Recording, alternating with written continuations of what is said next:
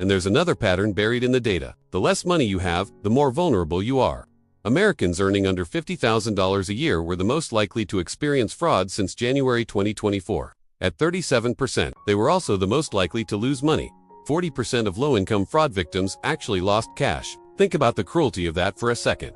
The people least able to absorb financial loss are the ones being targeted most aggressively. Scammers aren't just opportunistic. They're predatory. They know who's desperate, who's stretched thin, who believe a promise that sounds too good to be true because they need it to be true. So how does this actually happen? The methods have evolved far beyond the type-written emails from a Nigerian prince. Modern scams are sophisticated, personalized, and psychologically engineered. There are text messages claiming you've won a cash prize, fake recruiters offering job interviews for a fee, investment schemes that look legitimate until you try to withdraw your money. There are even threats involving loved ones being held hostage.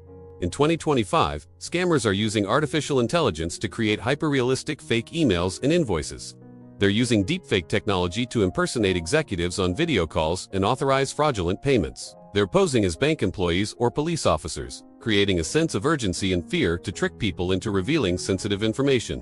One of the most common tactics right now is CEO fraud. A scammer impersonates a company executive and sends an urgent email requesting a wire transfer. The email looks real, the tone matches, the request seems plausible, and by the time someone verifies it, the money is gone. Then there are romance scams. People form what they believe are genuine relationships online, only to be asked for money weeks or months later. The emotional manipulation is deliberate.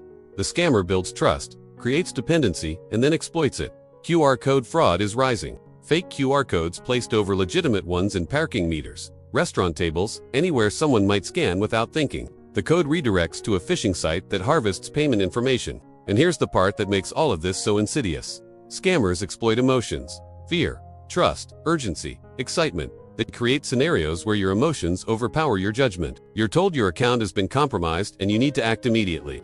You're offered a limited-time investment opportunity that requires a quick decision.